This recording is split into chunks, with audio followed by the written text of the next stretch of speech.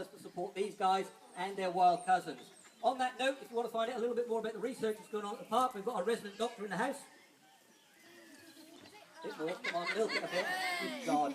She's also my partner, so be gentle with her. She'll happily talk to you about any forms of research that's going on at the park and how we're actually involved in the wild wolf reintroduction. So any one of the staff members will have a chat with you in a moment. It just remains, obviously, for me to say, enjoy the show, but if you are up against the wall here, nice and close, bear in mind, wolves are very sharing creatures by nature. They are quite likely to want to share some of that gourmet food with the front row of people. If you're going downtown Ilfracombe tonight, night clubbing in these clothes, or you're visiting Tesco's on the way home, they do not appreciate you going up to the delicatessen covered in entrails and stinking of meat. I can vote for that, so be my guest.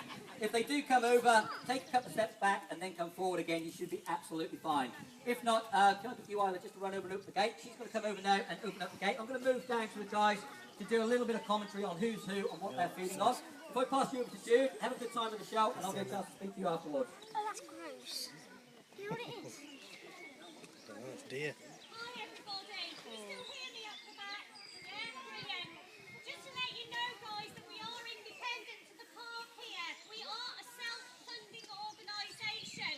So obviously I've got a few bits and pieces here, some pictures and some books which Sean will sign for you if you want to take one away with you today. And we also run courses and sponsorships too. Sponsorships, So if you're interested in anything like that, please come forward and speak to us.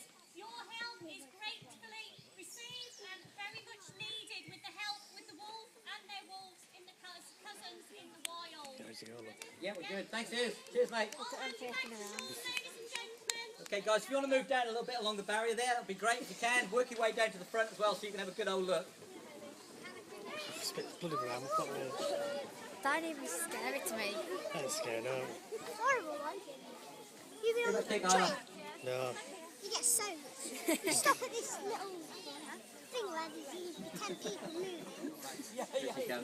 Okay, alpha male right out in front, exactly where we should be finding him. The area of food that he's going to look for predominantly are things like heart, liver, kidneys, brain, fresh meat, and a small amount of stomach content. He will also go for the movement areas, which are the muscle areas. That's what he's going to try and look for on this side of the food.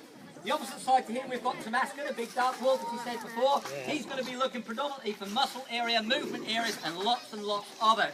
Now, that's the second time I've mentioned the movement area or muscle area connected with the high-ranking animals. There's a very good reason for that.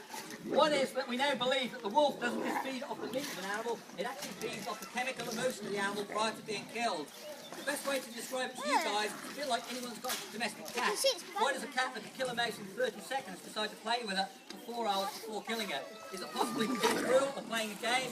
Or just maybe it's using that for a high-ranking status, exactly the same as the wolf does. Dad, come down If here. you're wondering how much of this food they can eat up to 22 pounds of meat in a single sitting. It's a bit like you guys going to somewhere like McDonald's, walking out with about 50 or 60 burgers in one go. It's an awful lot of food. Now, at the moment, you're probably hearing all this lovely bone being crushed underneath the weight of their jaws. For a normal-sized German Shepherd dog, which is probably the domestic equivalent to these guys in size, we're looking at about 700 to 750 pounds of pressure per square inch of bite. The Zero Wolf will give you a bone-crushing 1,500 pounds of pressure per square inch. Now, that means it can go through every single one of these bones like butter. So, what can be left is tiny little fragments of bone, sharp little objects that can obviously do these guys serious internal damage.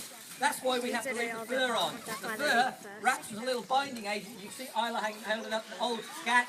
You can see all the fur now wrapping up the sharp objects of the bone, and they can pass that safely through their system. It's a bit like an owl pellet, and these guys pass the motion as opposed to regurgitate.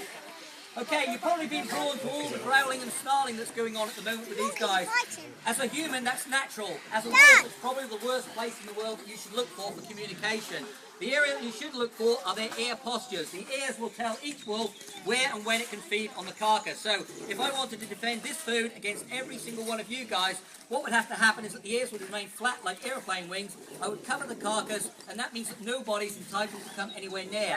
However, if I split you down the middle and say the left-hand crowd can come in and feed, but the right-hand side, your right-hand side has to stay away, what now needs to happen is that this ear remains flat and down.